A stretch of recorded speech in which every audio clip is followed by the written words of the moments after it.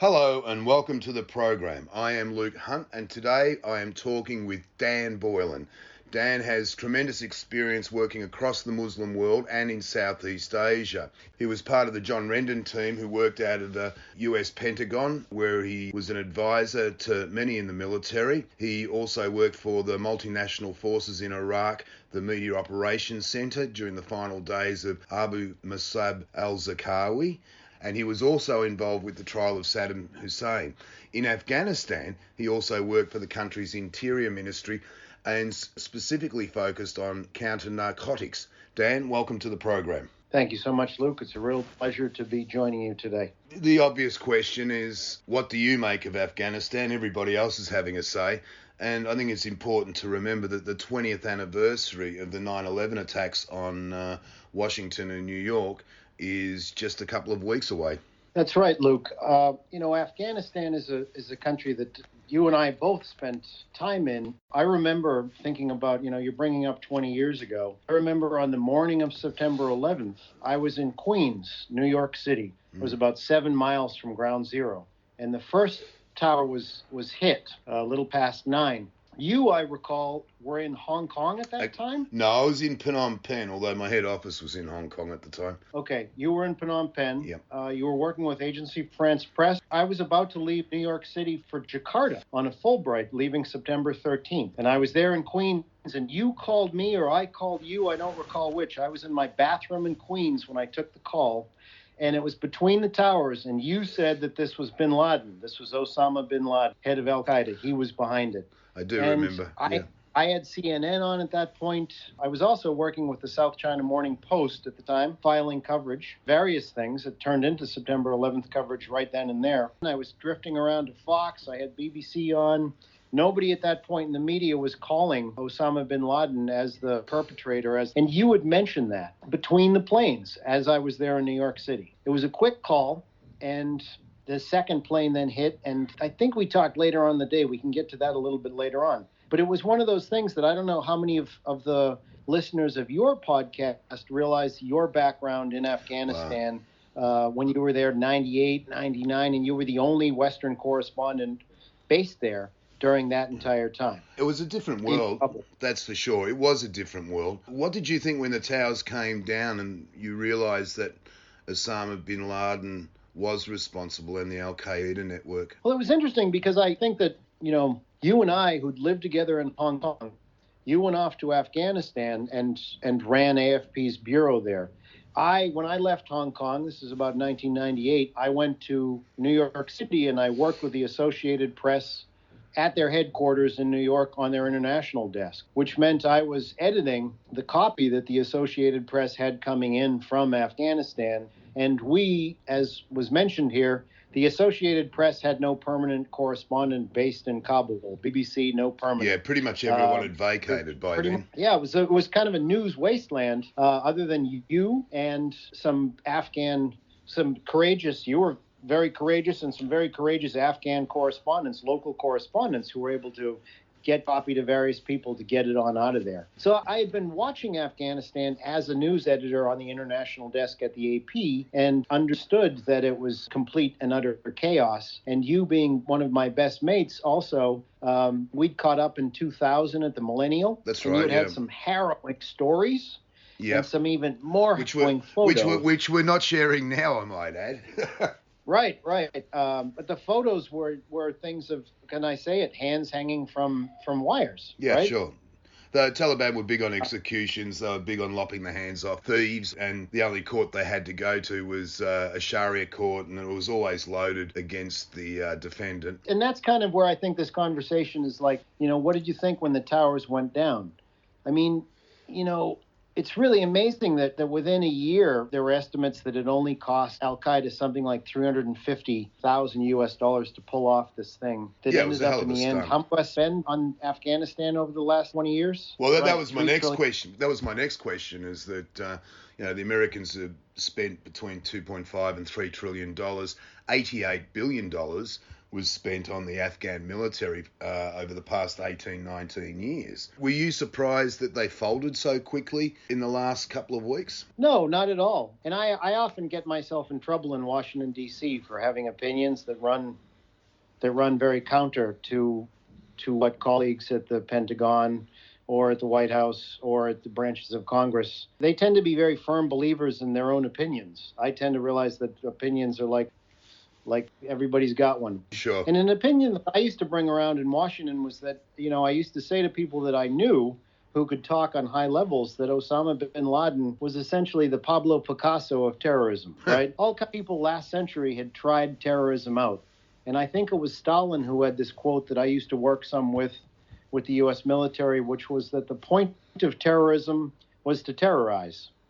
Indeed. And that, great quote. I mean, awful. Terrorism is awful. All kinds of people tried this, but this guy completely captured the imagination of the world. The big giants of the West poked America in the eye, and America recoiled and, in a sense, overreacted, right? And that's where I think, he was an illusionist who created this sense of instability, and there was instability. There was an urgency to go after al-Qaeda around the world, because al-Qaeda, we can go back in time and remember, they were very, very nasty, evil characters, blowing up a lot of... People shouldn't forget their affiliates. Like in Southeast Asia, there was Jemaah Islamiyah, there was the Abu Sayyaf, who are really more like a bunch of thugs than a terrorist network, but they've been very active over the years in the southern Philippines, and there were great tie-ups between these organisations around the planet, and with Al-Qaeda absolutely basically taking the lead. Right. And if you think about, the ensuing years after 9/11, and you had big, massive bombings in Madrid, Bali bombing. You and I were both in the Sari Club. That's right. Just a few weeks before it actually, more than 200 people died in that one. Yeah, if I remember right, we did my 40th birthday at the Sari Club a couple of weeks before they blew it up in October 2002. Right. These were very nasty people, and they needed to be put in their place, and they needed to be tracked down, monitored, and curbed, because they were, it was a chaos unit. I think the tragedy of Afghanistan is that the country got completely mixed in with that. And this is something that people who understand the country know that. I'll tell a quick, simple story right now. I remember once when I was up in Mazar Sharif in 2005, flying up to north from Kabul to this very stable part of the country. They had a big, giant mosque that we did some work at up there. And I bought a small carpet. This carpet had this kind of folk explanation of what happened. Someone had stitched the towers being knocked down, and then it had stitched the two planes going in, the names of the flights. It had also stitched the Afghan flag and then the American flag. And then down the bottom, in the letters, half the letters were written in the wrong direction. You could tell this was a very authentic, real rug. It said, "The terrorists were here." And I remember looking at that rug, and I bought it and thinking, some old man or lady or someone, whoever stitched this thing, is an Afghan. And maybe they're a Pashtun or a Hazara, or Afghans don't even have much sense of Afghanistan. They've got sense of their own tribes. Sure, the Tajiks, the Turks, the Uzbeks, the Pashto, Hazaras. And I thought this probably thought, man, we got used by somebody as a base. We got used, and the Americans tried to come in and use us. And I think when you talk to normal Afghans, they're exhausted and used to being used. And, now I think they probably think, well, hopefully the Taliban will help us a bit. And they thought that 25 years ago when the Talibs first rolled in. And everybody was proved very wrong, because they were not a helpful force. Right? No, they weren't. And the one thing that can be said for the American and Western efforts in Afghanistan over the last 20 years is that they rescued Afghanistan from being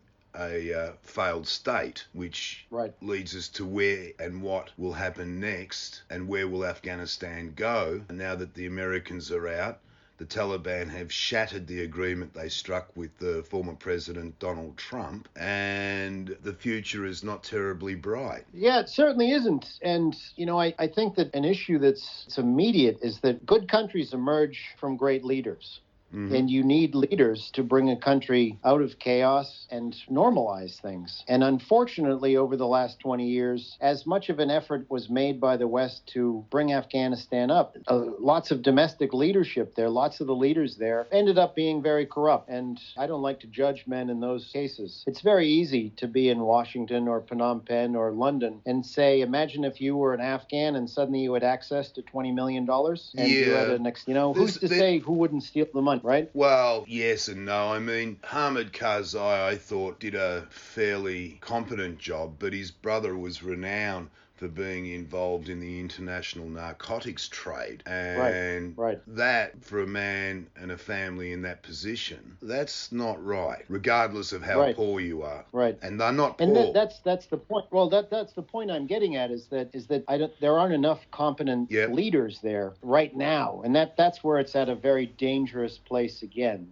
When I was over there in 2005, I worked with a general named Mohammed Daoud, who was a Taji, and Daoud had been the personal bodyguard of Massoud, Ahmad Shah Massoud, the great North Alliance, the modern-day hero, essentially, of Afghanistan. Sure, the Taliban. He ran the Northern Alliance. He was the one who took the fight to them. He controlled the northeast of the country, which the Taliban could never get control of, partly because of the resilience of the Tajiks, but also because it's just one hell of a natural, fortified, rugged, mountainous area. You can't get in there over those mountains, and that always protected them somewhat until he was assassinated shortly before 9/11. I personally believe the two were linked, and I'm finding it interesting at the moment because his son, who bears the same name, is now heading up the Panjshir resistance, and he has warned the Taliban that unless they negotiate, the war will be back on. Right. And that's the cyclical nature of conflict in Afghanistan. The general who I worked with, you meet these charismatic people in Afghanistan who are fighters, who are warlords, who are military men, who are guerrilla fighters. This fellow, Mohammed Daoud, he worked with the Northern Alliance, and he was the general in charge of the siege at Kunduz, which really ended the Talib's stranglehold on the country. It was really the last major battle. It was towards the end of, I think, November 2001. He went on to be a respected fellow who the West was able to work with. He was brought in to run the Ministry of Interior's counter-narcotics effort. And I remember meeting him and thinking, God, this is a charismatic character. He's got this sort of great hawk nose. He's got this movement that he does. His presence is such that he would first lift his eyebrows, then his head, then his actual eyes at you. And it was this three-move thing that he did that was spectacular. And you thought, God, he's zeroed in his focus on me right now. I've got this major player in Afghanistan. I'm working with him, giving him some advice, strategic communications advice on how to try and communicate with the West, with Washington, with the Western military. I knew that he knew how to talk to the Afghans. I knew that he was a very sophisticated person, but I was trying to advise him that way. But he was also such a smart guy that I'd done a lot of work in the Muslim world, and occasionally we could get to deeper, more interesting topics than just what the strategy was. And those topics were sometimes the nature of man. But I also had the fortunate experience of, at one point, having a Muslim girlfriend from Azerbaijan, and I learned a bit of Islam from a woman, which I think is a great way to actually learn a religion, not from a book, but living in a country, and especially sometimes living with someone intimately and learning about their faith. And she was this woman who was a pretty secular character, not a big Muslim, but would kind of give me nuggets of things from the Quran. And one of the most interesting ones was this idea from the Prophet Muhammad that man is not necessarily evil. He isn't really born in sin. You and I are Irish Catholics, right? And there's a bit of that idea of original sin. Well, Islam, it's not necessarily you're born in sin, but that man is forgetful.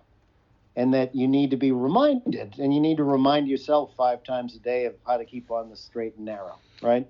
Well, I'm not sure I'm really with that. Yeah, no. But to each his own, as they say, right? Indeed, no, that's for some people, but certainly a lot of people, obviously in the Middle East, but around the world, do adhere to these practices, and that's all well and good. It's the lack of respect for other religions that is the big issue, and that will be something that people will be monitoring the Taliban for. They've never been tolerant of other religions, and their behaviour towards the Hazaras, who are Shiite as opposed to being a Sunni Muslim. And with the Taliban, in addition, they're also tendencies towards Wahhabism, which was Osama bin Laden's take on Islam.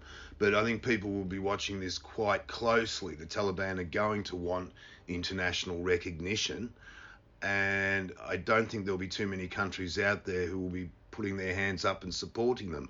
The obvious exceptions will be Pakistan and quite possibly China.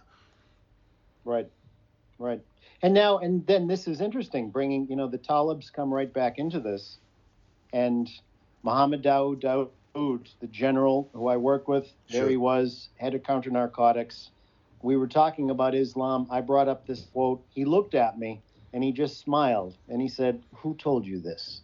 And he laughed and he said, "Because this is the good way to think about man." And there was a sweetness to the man, but he was also a very tough character. And he was tasked in 2010 to go up north to Takhar province, where he was put as the governor because the Talibs were on a major offensive. And he was assassinated by the Taliban about 2.5 weeks after Osama bin Laden was killed by us in May 2011. He'd been able to avoid being killed. He was a ramrod straight, tough, but funny, sparkle in his eye guy. Sometimes there were allegations that he had dirty drug money on him too. But I think that anybody in Afghanistan who had much power, there were some allegations of that. And the West always tended to trust the man. Those allegations tended to come from within Afghanistan, which made us think that they were plants. But he was blown up. The head of ISAF at the time was a German general who got injured. A couple of his officers got killed. Some Talibs slipped in, dressed as Afghan military. It was a suicide bomb. And God rest his soul, General Mohammed Daoud died right there in the explosion. And that was Taliban who did it. And they quickly came out thereafter and took credit for it. But that's where the country is right now. We've gone back to, men who are going to step forward and try and slow down the chaos. And we're going to be back at war here, Indeed. I was just going to add quickly that Daoud died in much the same circumstances as Ahmad Shah Massoud, who the jury is still out on this, but it was either Taliban or Al-Qaeda assassins dressed up as reporters who went in and blew up Ahmad Shah Massoud with the bomb hidden inside the television camera. That's right. And it was 2 days before September 9th.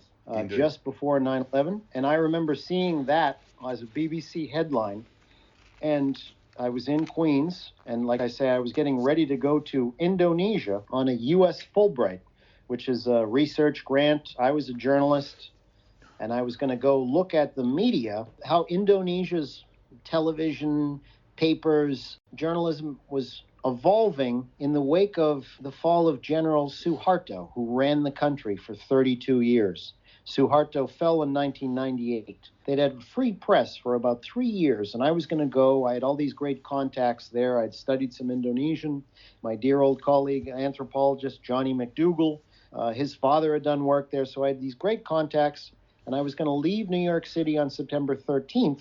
However, those flights were canceled, and I quickly, with the encouragement of the U.S. government who wanted me to study Suharto, they said, well, actually, let's just shift the focus and have you look at how the world's largest Muslim country is digesting, processing, discussing, reporting on 9/11. So that shows you right there how quickly the world changed. I think people forget these things, that kind of the end of the Cold War to the late 90s, there was a period of great hope. Democracy was taking root in lots of countries. It was a time of... the outlook was, I wouldn't say rosy, but the outlook was pretty good. Other countries like Cambodia were also emerging from being a failed status country. And then it all changed with an enormous bang in 9/11. And that just shifted the dynamics enormously. And I can't help but think that we're again witnessing this great shift with the rise of China, the evacuation of the Americans from Afghanistan. I think we're going to be seeing enormous redeployments around the region, and how the Democrats confront the problems of the world now that they're in office. There is talk that Joe Biden is keen to reopen forward deployment bases in Tajikistan. He'd like one in Uzbekistan and even Turkmenistan, but I doubt that will happen. What are your thoughts on the coming 2, 3, 4 years? How do you think it will shape up? As they say, the soft underbelly of Russia, all those former Soviet states that are north of Afghanistan, north of Iran, the border between China and Russia. It brings us back into almost a Cold War mindset. The United States, it's a big country, and it views the world through these prisms of how to fight big wars against big countries. You know, it's what we did in World War II, and the U.S. military grew up that way, looking for big adversaries. I used to say, I think you and I used to joke at the Hong Kong Foreign Correspondents Club many years ago. I used to say that the United States may have lost Vietnam, but it won the Cold War. Indeed. So it won a battle within this larger battle, right? The United States didn't really know what to do in Afghanistan. It's a guerrilla war to the 10th power. Who do you fight? What do you fight? The enemy melts away immediately. You go up over the Hindu Kush mountains. The soil crumbles in your hands. The Afghans with their beards and their henna and their coal on their eyes. Sometimes they've got an old Anfield rifle that they're proud of because they threw the British out. I mean, you've got this wild group of characters that revel in their image of just bandits. And the world's focus has been on this country in some way, shape, or form since the late 70s when the Soviets invaded it. And it did them no good. It was a destabilizing piece of their empire. It was a big piece in the collapse of the Soviet Union was their mistake made in Afghanistan. And I think that Biden is, he's going to scramble a bit here, and people are pointing their finger at him. Washington, I think, needs to spend time looking in the mirror itself and saying, why were we so seduced by Osama bin Laden to go fight his network? Well, he did that. We dismantled his al-Qaeda network. But we didn't ever figure out what to do in Afghanistan, and it raises the larger point of, is this that clash of civilizations that was discussed 20 years ago? That the West thinks so differently than most Afghans. It's really wonderful to educate girls and pull women out from behind the walls. But there's an expression that I learned in Turkey some years ago, and I know that this program is family friendly. Yep. So I'll ask people to use their imaginations on this expression. But it's don't bring new SHI dot. Don't bring new shit to an old village.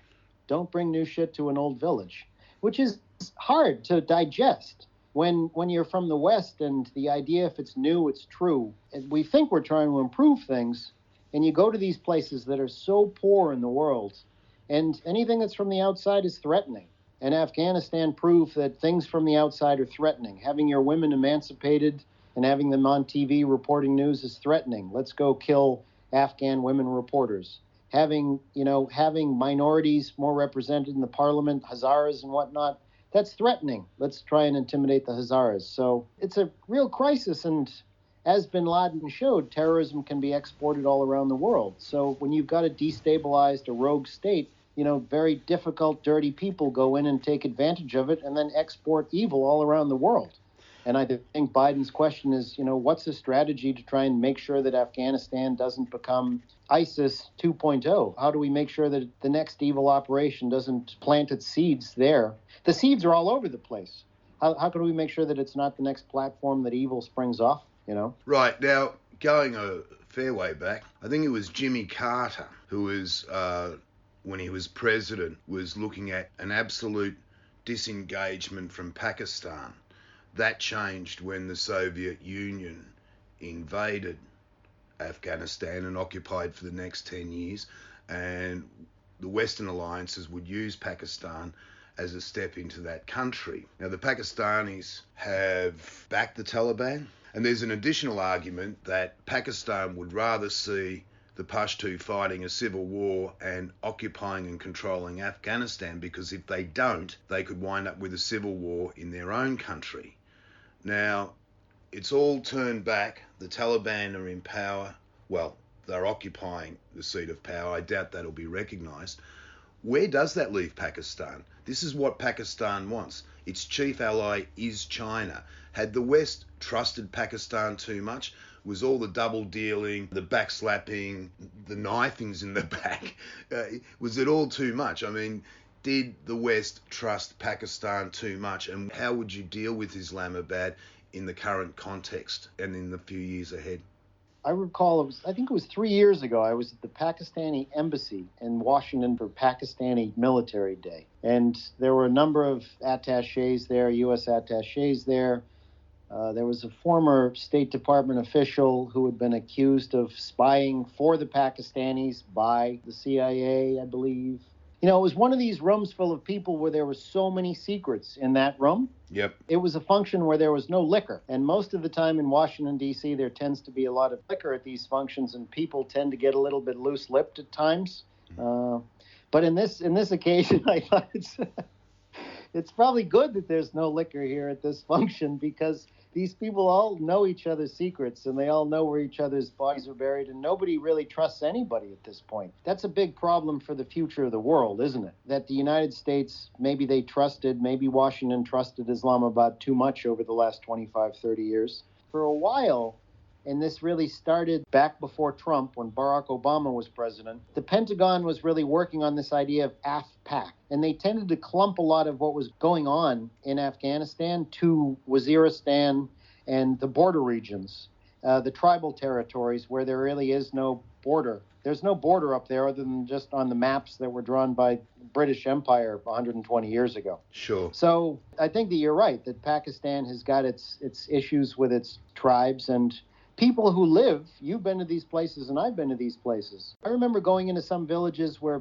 all the elders would come out and see you and the younger men, and nobody even had on any shoes other than basically sandals, sandals and shoeless men, and hands the size of shovels, because all they did was manual labor. And maybe there was some sort of a rudimentary phone system in the village, and maybe 1 out of 10 villages, some sort of internet link if the U.S. military had been through there and established one for them. Sometimes it's unimaginable for us to still recall that this is how a large part of these countries live. Right, yeah, I remember the line shortly after 9/11, one of the more important American politicians came out and said, we're going to bomb Afghanistan back into the Stone Age. And it was pointed out by many people that Afghanistan is still in the Stone Age. And I think that's largely a legacy of what happened after World War II. You go back and what survives of Afghan cultural life in the 1920s and 30s, it was quite a sophisticated and vibrant society, particularly in Kabul. It's a lot different once you get out into the villages, of course. And as a result of that, you get this legacy of people that take pride in some sense. Everybody takes pride in their own place, right? And if you come from a place that's considered to be so tough that it can get rid of the British Empire, the Russians, the Soviets, and now the U.S., it emboldens them in some way, the young men, to be even more difficult to deal with. I recall dealing with some North Vietnamese in some work that I did in Southeast Asia, and they would just laugh at me because I was an American. And, I realized after a few days that few of them had fathers who'd fought against the U.S., and they appreciated the U.S. as an adversary, but they could laugh at me because, we beat America, ha, ha, ha. I thought, what am I going to say to that? They're right. These sorts of intellectual discourses are they're impossible to have with people who are true believers and simply take it as read what they've been told. Exactly. And, in Afghanistan, that there was a toughness, though, that was undeniable. And I remember dealing with special forces people, and they would tell you, man, we have got incredible technology and training. And we've got really tough guys. It just takes one of those country guys out there who's willing to sit around somewhere under a rock for as long as it takes, in the rain, in the cold, with bugs on his face, and he'll do it, because these guys are just really, really tough. And one day, this is an interesting story, 2005 it was, we're on this Afghan army shooting range, and a little man starts to walk towards us. And the guy we're shooting with says, oh my God, I think I know this guy, watch this. And this little figure comes up. He's in an Afghan army uniform. He asks if he can take a shot. Immediately there, amongst a few other Americans, there's nervousness that, an Afghan's got a weapon. But the special operator's like, no, I've dealt with this guy before. The guy's given an MP3 rifle. He leans down. He adjusts himself. The Americans, other people are just squirting off 10, 15 rounds of bullets. right? They're just squirting off the bullets because we have no concept that we run out of ammunition. Well, this Hazara, he gets himself down in the dust and he positions himself, and it takes about a minute. And after the second minute, I think, does he even know how to shoot? Then suddenly he puts his finger on the trigger, squeezes it, just one bullet goes out. We walk up to the target, bullseye. He hands the gun back to the special operator, nods, smiles, says, "Thank you very much." Somewhere somebody taught this guy how to shoot, and they taught him to take so much time that all he needs is one shoot to do a bullseye, whereas the Americans, they're squeezing off all these rounds of ammunition and hitting far less. When you look back at Afghanistan in the 1990s and it was a failed state, one can't help but think we're heading back in that direction. Now, in those days, there was very little communications with the outside world. Those that were in there, it was very much a promised land for NGOs, for the charities, for the people who are getting in there and trying to do things on the ground and dodge the Taliban and any other kind of authority while they were doing that. That could be installing sewage pipes, it could be running water, it could be getting health services to women in need, that kind of thing. Are we going to go back, those sorts of operations? When I was working in Afghanistan in 2005, I jokingly talked to a general about the need for a graffiti campaign in Kabul, and the graffiti would be done in local language, Pashtun, and the graffiti would say, "Support the Americans now because the Chinese are coming next." Well, yeah, that may have been a little too fortuitous. Yeah, so I think that a couple things in the world have changed since then, and one is drone technology. Yes. And you're going to see, much more drone warfare over the skies, people snooping on each other more. Mm-hmm. The Chinese, I think, will step in and try and prop it up in some way, potentially through Pakistan. This is the Belt and Road initiative that they have. It seems to be faltering in places. But they've got money to spend, and they want to spend money in a place where they can have some chaos. They're a place where where dirty things can happen. Well, it helps to define their borders. It helps to define where the troubled lands are, and that adds context to where the security and the safety of the Middle Kingdom is, which is, in their eyes, Beijing. That's right. And you get that, the dangers of China. I think it'll be drained of resources like the Soviets were, or like the United States was, if they make too much effort, because that's what Afghanistan does to countries that come in and try and treat it logically. There'll be other countries too who will totally oppose this. The obvious one is India. The Pakistani generals have long coveted that northern area, which Ahmad Shah Massoud and now his son has traditionally been in control of, the land of the Tajiks in Afghanistan. One of the reasons why is because Pakistan is basically a narrow strip of land heading north-south. And if they want to aim ballistic missiles at India, they've effectively got to fire them straight up and straight down. And there's always a good chance it'll land in Pakistan territory. So they need what they call strategic depth. And the idea is that if the Pakistanis, and they certainly have their missiles trained on India, that to get full effect and to look after themselves, that they fire them at a more friendly trajectory, and you do that from inside Afghanistan in the north. China has a similar policy with India when it comes to Tibet. It controls the high ground. And I think there's going to be a lot of movement in the strategic centres over what does this mean? Where are we going? That's right. And it also, there's this proxy wars or things that are always going on. They ebb and flow in their intensities. And one thing that spins out of proxy wars is people who meet each other and know each other. And you and I have worked in a number of countries together, and you build bonds with people in countries that are in desperate places, that are in war, that are very deep and strong, and you trust them. And good men and women who do that are out there fighting the good fight in the world. And I would say that bad men and women are also doing the same thing. And they've met in places like Afghanistan, in places like northern Iraq or Syria in the last 10 and 15 years. Years ago, I used to talk about how Cuba and certain intelligence agencies using Cuba down there to try and go after Castro, and the people that met in Cuba, well, these people years later were implicated potentially in assassinating John F. Kennedy. That's a bit of a conspiracy. Some of these people were used to break into the Watergate during the 1972 Democratic Convention that then ended up in the resignation of Richard Nixon. You know, Afghanistan is still a country that you could slip in and out of without passports. And that's going to be the future of Afghanistan for the unforeseeable future.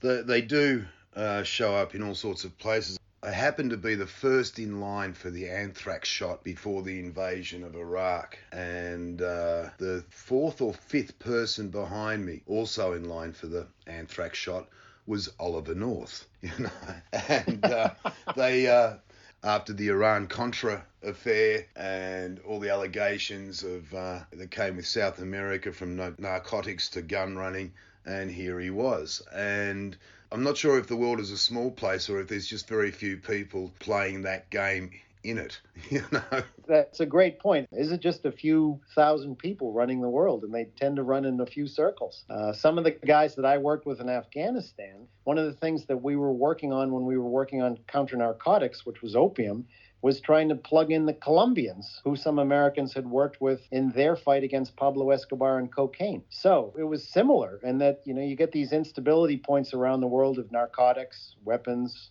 and illicit money flows. And how many people really know this dirty stuff and how dirty it is and will kill people over it? And how many people know how to fight it? At the end of the day, there aren't that many that know either, right?